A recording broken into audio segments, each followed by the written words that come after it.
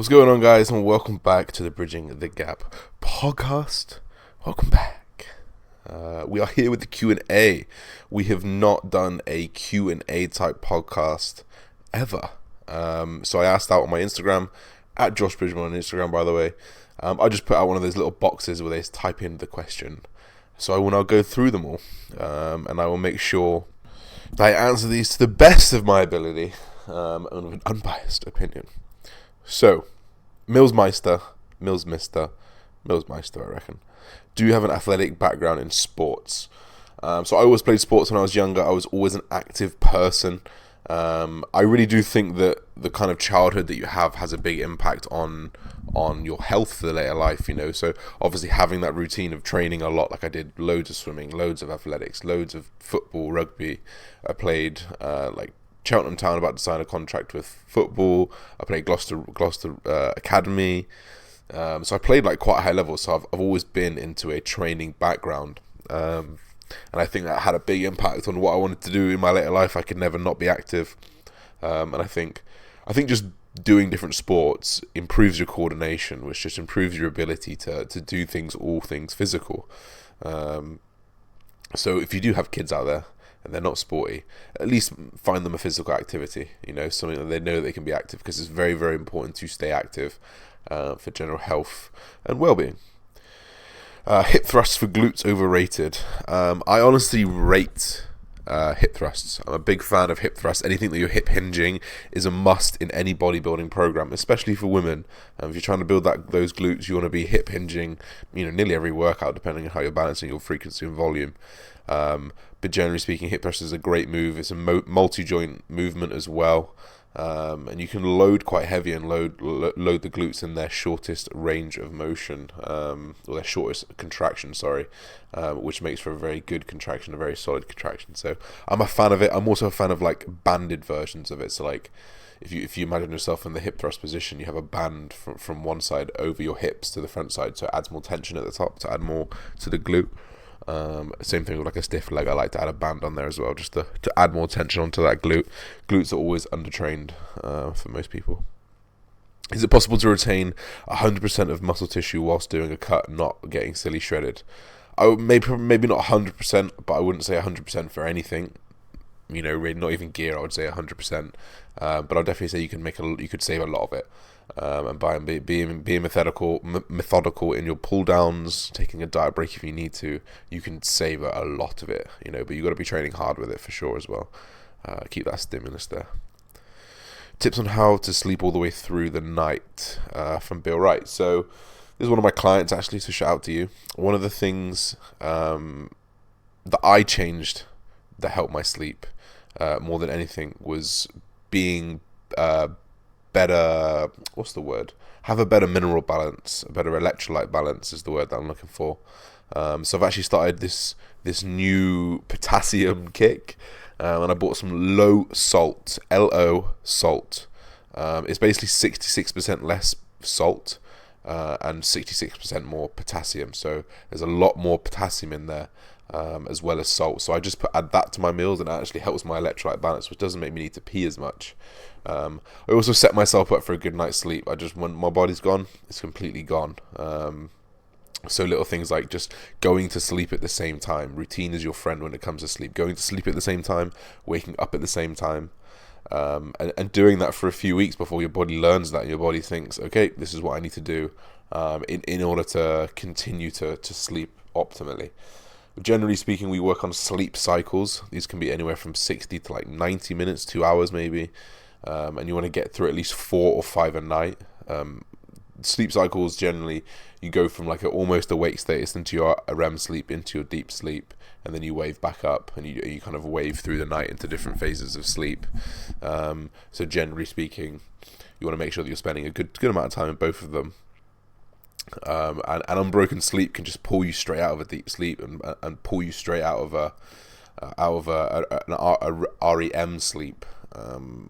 Generally speaking, I try and not drink so much water before bed. I do drink with my last meal, which is about an hour and a half before bed. I then kind of give myself a little bit of time to go to the toilet before sleeping. But I won't be like drinking water until I go to sleep, because there's nothing worse than having to wake up to go to the toilet. And if your room's not close to the toilet, luckily at my girlfriend's house I can just do the shuffle. If anyone's done the sleep shuffle, where your eyes aren't even open, you just know the room so well, and you just shuffle along the floor so you don't bang your feet. I can do that at my girlfriend's house, but at home I've got to go out my room, around a corner, around another corner, and into another door. So it's less shuffle. I can still manage to shuffle, but less so. And it's not what you want to do in the middle of a sleep. So yeah, like work on maybe your electrolytes. Work on maybe not drinking so much before sleep if you're waking up to go to the toilet. And if it's not that, I think it's looking into lifestyle factors. Is there any supplements that we can help to just bring you into a parasympathetic state? Obviously, I talked about autonomic nervous system a little bit on a few podcasts ago.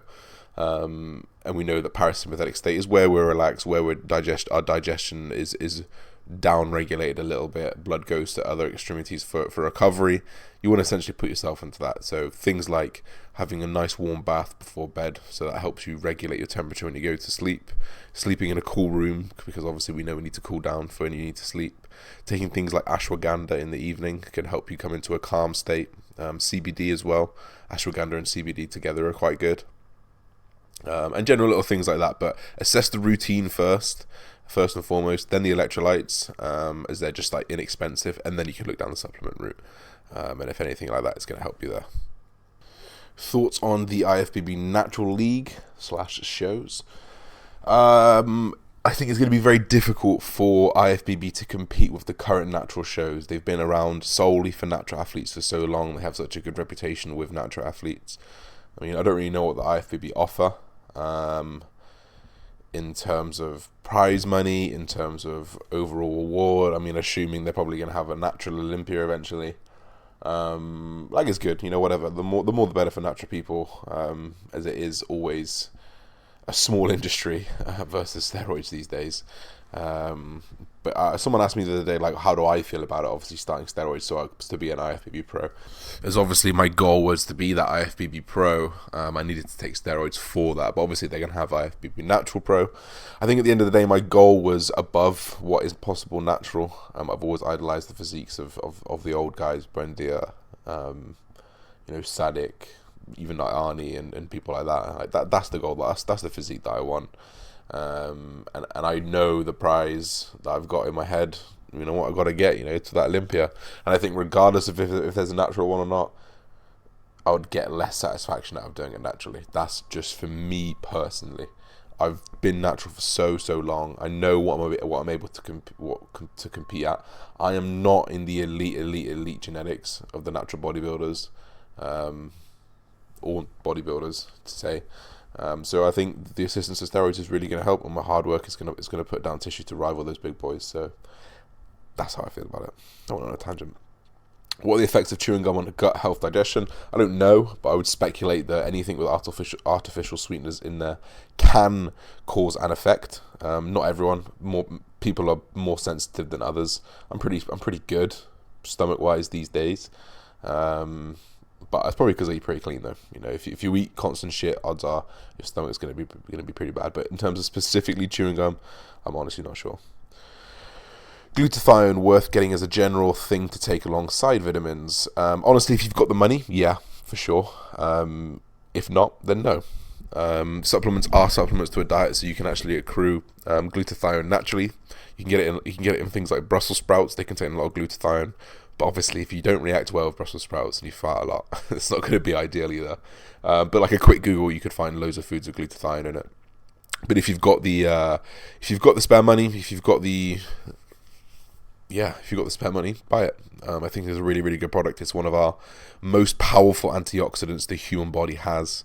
I think it's less important if you're natural, but also just as important as taking any other antioxidants. It's going to be a stronger antioxidant than eating your raspberries and things like that. So try and get most of it from your diet, and then maybe supplement a little bit, and you don't have to supplement it as frequently or buy it as much. I think my one, the liposoma one from Supplement Needs is like £40. I think I can get a discount on it for Josh 10 discount on Inside Supplements. #plug. And I take that like twice a week. and that's enough to keep my stores up. Having had my GGVT tested, so that literally lasts me like 2-3 months, which is pretty good. How important is posing in bodybuilding physique? Very important. It's more important in... No, it's just very important. It's very important. If you look like a statue on stage and you can't walk, you can't move, you're going to stand out like a sore thumb. If you can't present your physique, you're going to stand out like a sore thumb. So it's very, very important. How do I inject in the rectus femoral? Rectus femoris? Which direction do I need to go from? I don't know where that muscle is, however, or if that is a muscle even. I think... Do you mean rectus femoris? I think that is in the leg somewhere. But with any injection, you need to come in perpendicular to it. So, say you're looking at your quad right now, you would just come in straight from the side, so it makes like a right angle. Same for the delt, same for the glute. You want to come straight onto it, and just come straight through that subcutaneous fat in one go, so you won't get any pain, and then just go straight in. But in terms of your leg, I think maybe, I hope you're talking about your leg. If I'm not, then I'm sorry. But there's like a little rectangular shape down the side of your leg along that long vastus medialis. So if you can actually just Google leg injection, and it would just come up with exactly where it is. Things to do before you compete: finding coaches, competitions, federations. So you need to understand. I think before even that, you need to understand: do you have the muscle to compete? If yes, okay, great. You're in a good position. Put yourself into the position where you can lose 8 to 12 kilos and be stage ready. If you need to lose more than that, I think you need to go on a mini cut, then a maintenance phase. But let's say that you've got all that in place, and you're ready. If you've got the knowledge, go for it. You know, yes, it can be a head fuck, but you can definitely coach yourself. I know some amazing people who have coached themselves, and I'm pretty confident I can coach myself. I just prefer to have that person there. So maybe not worry about coach. If you do need a coach and you think you don't know about peak weeks, you don't know about when to refeed, if you don't know about when to, add cardio in, you need a coach, because it will fuck you up if you just fuck around and do too much for too little for too much time, or you don't get in lean enough. I think it'd probably be best to do it with a coach. In terms of competitions, natural on gear, natural. There's these ones. Federations. If you're on gear, there's these ones. Easy. You just Google it. In terms of everything else, the coach will take care of the rest of it. Give yourself enough time is my main advice. Give yourself enough time. Upper lower split and things to consider. You need to consider fatigue. Upper is a lot if you're doing a lot of big compounds, compound for your back, compound for your shoulders, compound for your chest. You will get fatigued. Your central nervous system will get fatigued. So managing that fatigue, managing that spinal loading, if you're loading up on upper and lower, if you're doing upper lower 4 times a week, that's 4 spinal loads a week. So you've got to be careful in that matter. You've got to be careful not to do too much volume. Sessions will be too long. You've got to make sure you're resting. And that's pretty much it. I replace some carb to fat on non-training day. Cows are the same but significantly gain fat. Why? I have no idea. That won't have happened. You wouldn't have gained fat significantly. Sorry for that poor answer. See Yohimbine everywhere on YouTube now. Is it really what they say it is? Also, what dosage? So Yohimbine is from a tree bark, and it does have some lipolysis effects, which essentially just means it can help burn fat, specifically like stubborn fat. So for guys around the glutes, lower back, it is natural. I think you're allowed to use it in natural competitions. I didn't actually realize you were. I would dose it at 0.2 grams per kilogram. I have a few of my clients who use Yohimbine currently during their cutting phases. You want to use it fasted, preferably with caffeine. The reason why we do it fasted is because as soon as you introduce glycogen, carbohydrates, you negate the effects of Yohimbine completely. So you need to be careful there. And yeah, it's just going to help you move that little bit of fat. It's hard to put a quantity on it. Like I couldn't say it gives you 5% extra, because you can never do that, But it's going to help. It's going to savor your libido for that little bit longer. It's going to help you burn a little bit more fat. But at the end of the day, nothing will work better than hard work and nailing those foundations. You can throw all the Yohimbine at you of the world, and if you're not in a calorie deficit, ain't shit going to happen. So be careful. Whose physique do you think you will rival after getting stage lean post-cycle? I don't really know. I feel like I have a pretty unique physique. I don't see many people with my with my height, with the shape that I've got. I feel like I've got like a long torso, and I think that if I can fill out the upper body, I can really have that like obviously Jeremy Buendia has got like a really long torso, and he's got mad muscle bellies that fill out the upper body, that chest, those delts, those arms. Obviously, I don't have those muscle bellies, but if I can pack that muscle in, you know, I feel like I could resemble something very nice. I'm not going to resemble anyone. I'm going to be myself. Fuck it. I don't really look like anyone. No one really looks like me. The same for everyone else, you know. No one really looks like each other, to a certain extent. How many exercises do you do per workout? How many on each area? Oh, it's too difficult to say. I probably do 2 to 4 exercises, depending on the movement, depending on the muscle. How many on each area? I do like 2 sets each one, and that's pretty much it. Will you see other competitors as rivals, following progress, or just focus on yourself? I will probably check people out to a certain extent. It's difficult. I've not checked people out in terms of competitors for a good couple of years, because obviously not competed for a couple of years. But yeah, I think I'll probably check people out, see what I'm up against. At the end of the day, it's me against them. I know a lot of people say it's UVU, but I'm fucking going for the pro card, which means I'm against other people. So I want to know what they look like. I want to know what they're bringing. Does it affect what I'm doing? Yeah, it does. It makes me more motivated. It makes me work harder. If I see people working hard, it makes me go harder. So yeah, I'm not someone who's gonna shy away and say. I'm not saying it's shying away. I'm saying I'm not gonna shy away from saying, it's me versus other people. You know, let's go do battle. You know, I miss that competitiveness about like rugby and things. What are your daily health supps for general health, specifically since AAS? All right, I'm gonna bring up a list on my phone. I'm gonna read out the list. I've put this list up on my YouTube. I've also put this list on my Instagram. I'm now going to talk about it here. I'm going to read through it very quickly, and I'm going to highlight which ones are specifically for steroids. So liposomal curcumin and resveratrol, that's for inflammation. Liposomal glutathione antioxidant, part because of gear. Support max, liver, heart health, any other organs, that is specifically for gear. It's like cycle support max. Omegas, curcumin, CBD, zinc picolinate, nutrient magnesium glycinate, vitamin D, vitamin E, Thorne basic supplements, Now Foods probiotics, Now Foods super enzyme, and that is the end of my list. I have a few other things that I've not put on there. I have not updated that list, but that's pretty much it. Only a few things specifically because of gear. The rest of it that comes in like diet and things like that. What festivals are you attending? I'm not. I'm just going to Lost in the Docks in March 22nd. Outside of the pros, who motivates you in the industry? People making business moves, you know, like I still love, well, I don't follow him or watch him anymore, but like I still love Guzman. Like, he's a millionaire because of this industry, you know. He is a workhorse. He's worked hard. He's earned every single bit that he's done. I followed him since he had, you know, nothing. He was in his university room, so he still motivates me a lot. But also other people who are making very, very smart business moves and not selling out to that bullshit. Like, I rate TM Cycles for what he's doing. I mean, I'm not gonna lie.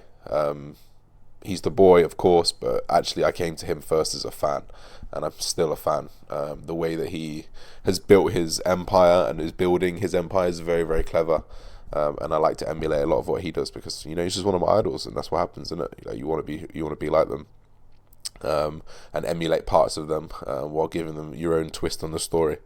I feel, but other than that, hard. I get motivated by other people not in fitness at the moment. Do you incorporate much abs into your training program? Do you just naturally maintain good abs anyway? I don't, but I should, and I'm going to start as of next week. As of you asking me this question, every other day is what I'm going to be doing. Every other training day is what I'm going to be doing. How do you manage to smoke weed and bodybuild without feeling sluggish, tired when training? Don't be a pussy, man. Nah, dude, I've been smoking for like 8 years, so I'm used to it. Like, if you smoke irregularly, then you go smoke and train, like, yeah, you're not going to feel normal. But if you do it regularly, then it's fine. I don't smoke anywhere near my workout anymore. I don't even smoke until the very late evening now, like 8, 9 p.m. And I'll smoke half of a joint, then I'll eat my last meal, then I'll smoke the other half of the joint. So way less than like 6, 7 joints a day. Why occlusion training, and do you do it on legs as well? Yeah, I do it on legs. Yeah, I do it on arms. Occlusion training is essentially blood flow restriction training. So you stop blood leaving. Yeah, you stop blood leaving the muscle, but you keep blood coming into the muscle. So if you're doing a bicep curl, you're done on your humeral something or other joint, humeral joint. You've got that tied up. You're going to pump blood into the bicep, but it's not going to be able to leave. So it creates like a metabolic demand, metabolic stress on the muscle, which is an aspect of hypertrophy. So you can actually grow from it. It's less load. So if you've got an injury, it's a good idea to do. I know from research that you actually adapt to it very, very quickly. So I wouldn't do it for more than like 4 to 6 weeks, depending if you're still progressing. And then I'll take it out and swap around. Opinions on reverse pyramid training. I think that's like 15, 8, 5, 8, 15. Too much sets, too many sets. Would test an anavar be enough to get me a pro card? If you're talking about me, I hope so, because I've still got room to go up in my test and up in my anavar. You know, like I'll probably do 50 milligrams of anavar and 250 milligrams of test. But next time I could come back at test and anavar again, but at higher doses. You know, so I don't know, but I'll probably do other things. Bodybuilding as a vegan or vegetarian? Yeah, no reason why not. Favorite exercises for each muscle group? Oof. Any kind of squat for legs, any kind of dumbbell press for shoulders, any kind of dumbbell press for chest. No. An incline fly seated with your chest supported. Oh my god, yes.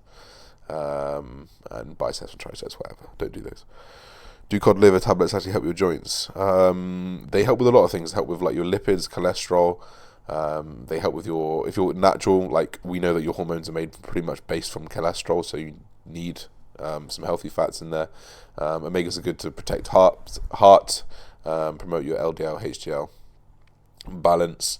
And then also they could be some help in terms of joints, but is it going to be significant? If you've got a shit program and you're not doing things right, no, it's not. But if you're doing things right, you've got good form, yeah, it could help a little bit, along with other things. How to deal with shoulder impingement? Go see a physio. Sorry if this is blunt, by the way. Physios know more than me. How to know when to pull back and the most effective method. In terms of pulling back, this guy's obviously talking about in terms of like a mini cut in an off season. When things get shit, when you start to feel rubbish, when you start to feel tired, when you're eating a lot of food. We're not talking 3,300 calories for you pussies out there. We're talking like 4,000 calories. You're struggling to eat food. You're not recovering as well. Digestion slipped. Maybe your body fat's creeping a bit over. That's pulling back. Pull back fast, 6 to 8 weeks. Pull off 6 to 8 kilos, and then go back up. Easy. Do you think training one muscle per week is enough? It's fine, like volume is the driver for hypertrophy. However, frequency allows more volume. If you take 20 sets on your chest, you do it in one day, on your Monday, how many of those sets are going to be effective? 20 sets. However, if on Monday you do 10 sets, and then Friday you do 20 sets, what's going to be more effective? The 10 sets on its own, and then the 10 sets on its own, because you've already recovered in between. This is where the frequency continuum comes in. It's not like, oh, you train your muscle more frequently, you're going to grow quicker. That's not necessarily the case. It's the case of being able to put more volume and recoverable volume into your training program. So that's what I think about that. Do you use shorter rest times on isolation movements than compounds? Generally, I just go until I'm ready. So compounds, it just happens to be that it takes a lot more time because it's a multi-joint movement, multi-muscle movement. It is hard, and you will tax your aerobic system, your cardiovascular system, and your muscular system a little bit more than, say, an isolation. So generally speaking, it would be less rest, but not for any specific reason. I go until I feel like I'm ready. Have you had any low, high estrogen side effects other than feeling gyno in the beginning? It wasn't gyno, it was tingling nipples. Gyno takes a while to form, and gyno is lumpy tissue. You're not going to get that from a few tingling nipples. But low, yeah, I feel like maybe my knees were getting a bit sore, but then also my feet have got flat, so my knees could hurt because of flat and my estrogen is kind of low, I've actually just pushed my estrogen up. So I moved my aromatase inhibitor dose, my arimidex dose, to every 4 days instead of every 3 days. And so far, I don't really feel much difference. So, it's only been 2 lots of tablets I'm supposed to have had since then. So, it won't really come into a full effect after like another week or so. So I'll be able to give a better impact on if I had low estrogen or not. How big of an importance have you found nutrient timing and food quality in before your body composition? I'm a big fan of the saying, "You are what you eat." Whatever you put in your body is generally the effect you're going to have on your body, if you know what I mean. So if you put McDonald's in your body, over time you're going to have a bad effect. However, if you put good quality ingredients, over time you're going to have a good effect. I think you can use nutrients more efficiently. So I think if you took the calories in and macros off a Big Mac and matched them with, whole ingredient, single ingredient food, I would hazard a guess. I don't know for sure, but I would hazard a guess that you would absorb more of the nutrients from the other food, just because of being a little bit more bioavailable, a little bit more normal to what humans eat. But yeah, like a calorie deficit is gonna work for sure. You can eat whatever you want on that calorie deficit, but I definitely think quality of nutrition will play a part for sure, in terms of bioavailability, absorption, all that kind of stuff. Thoughts on aggressive cutting? Yeah, I'm a fan of it. No problem at all. What to eat in order to build mass? A calorie surplus. Just regular protein feedings, prioritize your carbohydrates, eat in a calorie surplus. Calorie surplus is when you are gaining weight. That's it. That's literally it. Lower back loading. I assume you mean how to. It's person dependent. I know some people, AJ Morris, perfect example, can load his fucking erectors like no man's business. I cannot, so I don't. So it's very, very individual. It would have to be a process of putting a little bit in, adding a bit more in, adding a bit more, and finding where the balance is. We're coming towards the end of these questions, but there's still... No, I lied. There's still about 5 more. How do you improve your mind-to-muscle connection, especially on your weaker body parts? Slow it down. Slow down the movement. Pick more cable things. Why? Because cables load you from the bottom of the movement versus a dumbbell, where eventually that loading stops at some point. Do things single arm, but generally just slow things down and think about the muscle. It's all about thinking about the muscle. What exercise is best for your upper lats? Nothing in particular. Whatever you can connect to most. If you take a dumbbell row, if you take a lat pull down, your lat still contracts from the bottom of the lat first. So you still go through that movement. You just load little differently in length and short and range of position in terms of lat. So there's not too much difference. It's just what you will connect to most and what you can just think, oof, yeah, I feel that one. That's my general advice for that. What was your current test level or a running test? I just had mine tested. I was on 42 nanomoles per litre of 250 milligrams testosterone every week. Why do bodybuilders prefer 2-cut to milk thistle? I have no idea. I'm really, really sorry. Using CBD on a cut? Yep. It would probably be a better probably make more sense because you're more sympathetic on a cut. So you'd want to make yourself more parasympathetic with things like CBD, ashwagandha, that can help put you into that recovery state.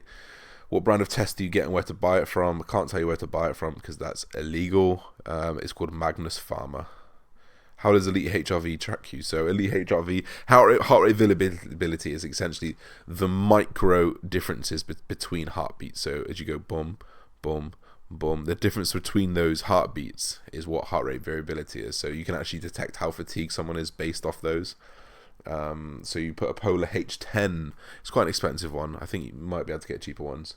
Heart rate monitor around your waist, or around your sternum, and it just counts your heart rate and it will just do all the calculation for you. Why should I eat high fats on a rest day? Fat is going to store into fat. Unfortunately, that's not how it works. It's calories in versus calories out, along with... we'll just leave it at that. We're just talking general basic here. Fat does not store as fat. Fat is essential. Fat is essential for hormones. Fat is essential for sexual function. Fat is essential for just living, brain health, heart health, everything like that. But it's got to be obviously healthy fats, not necessarily grease from your chip fat cooker. You don't have to eat high fat on a rest day. That's just how I get my fats in a little bit easier. That's it. Alternating temperature hot showers, combination goal is maximum hypertrophy. So in terms of hypertrophy and recovery, I'm not going to say it affects hypertrophy. I'm going to say it may affect inflammation, recovery a little bit, but this is based off like very, very cold, like ice bath type things versus and saunas. So saunas, they release heat shock proteins, which can actually help maintain like a healthy water balance, healthy intracellular water balance. It can aid metabolism and can aid fat loss and muscle gain. But this is probably in untrained individuals because this is from what I've read from a study. I think it was untrained individuals, so it may be a little bit different in trained individuals. But in terms of hot and cold, vasorestriction can promote blood flow when you do get out. That's why you go bright red, because there's just loads of blood flowing into the area trying to heat it back up. That can promote removal of lactic acid, can promote healthy oxygenated blood going to the area to promote recovery. And then also for your autonomic nervous system, or your nervous system in general, moving from hot to cold can basically like train your body to fight off infections in very, very layman's terms. You activate certain white blood cells when you go into like a state of shock, like in ice, and can be quite healthy for the long run. Look at Wim Hof and other things like that if you want to research more. My perspective on progression, things or hobbies that help you through prep. Peace of mind, time to myself. Cardio is the one for me. When I get up to like an hour of cardio a day, that's an hour of good thinking time. Yeah, I've got a podcast on, maybe I've got a YouTube video on, but I'm thinking a lot to myself. And I think that mental clarity, that time alone each day, it really helps your mental clarity and your self-motivation. But really the progression just helps me through prep. Do you think men's physique should have weight limits like classic physique? I think it'd be so different. I always find weights a little bit difficult because you look at some people and you think, like, you look at Ryan Terry, he's literally like, he's going to be like 15 kilos lighter than me on stage. I swear he's like 180 pounds or something, which is like 79 kilos. Jeremy Buendia is like 81 kilos on stage or something like that, And I think I'm 85 and I'm half his size. So if they put a weight cap on men's physique at like, 90 kilos, like I'm already way above, I'll be way above that, and Jeremy Buendia would be 9 kilos below that. So it's difficult to put it on classic. Anyway, I think classic probably works a bit better because they compare it to height, but because there's no height category in men's physique, it can be a little bit more difficult. Last question, you'd be glad to know, I'd be bored of my voice by now. Any tips for making a harsh mini-cut deficit and not feel like hell? Remember the goal, it shouldn't be like hell anyway. Make sure that you're making sure that you're progressing everything accordingly, and just focus on nutrient-dense food. Prioritize your training windows. Eat protein because it's more satiating. It's got a higher thermic effect of feeding. You can use low calorie drinks if you want to make it a little bit easier, but if it's a short one, I think just deal with it and get through it. I'm going to leave it there, guys. I appreciate you all so much for dropping me your questions. I can't appreciate you enough. Don't forget to like, comment, subscribe, and I'll see you very, very soon in another podcast. Peace, everybody.